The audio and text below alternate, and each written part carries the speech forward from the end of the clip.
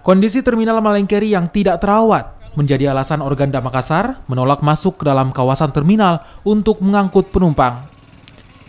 Selama ini, para sopir mengaku cukup sabar menunggu perbaikan jalan dan fasilitas terminal, namun tidak ada niat baik dari PD Terminal untuk memperbaiki fasilitas ini. Berbanding terbalik dengan semakin banyaknya terminal atau loket pembayaran yang tersebar di sejumlah ruas jalan utama di Kota Makassar. Organda menyebut PD Terminal meminta supir membayar lebih, namun tidak ada perbaikan untuk fasilitas di terminal. Organda menyesalkan jalanan yang rusak dan berlubang, tempat tunggu penumpang yang kumuh, dan juga fasilitas toilet yang tidak layak bagi penumpang dan juga supir yang menggunakan terminal Malengkeri Makassar. Pengguna terminal itu adalah angkutan umum.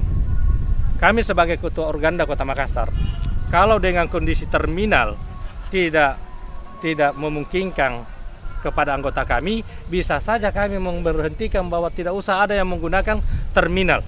Buat apa kita bayar setiap hari kalau toh ternyata jasa yang kita berikan, kita bayar, mereka tidak menggunakan perbaikan. Salah satu contoh di terminal Malengkeri ini. Apalagi kalau hujan, orang malas masuk. Kita juga Ibu ya? Iya, saya sendiri selalu menggunakan setiap hari Jumat sore, saya pulang kampung. Tapi kalau melihat kondisi terminal layak nggak Bu di sini? Kayaknya sudah tidak layak lagi. Mungkin Sudah, apa yang kita keluhkan kalau dari warga? Kalau dari warga sini, kapasitasnya tidak bagus. Jika tak juga diperbaiki, Organda akan memboikot terminal Malengkeri dan tidak akan membayar iuran apapun pada petugas terminal.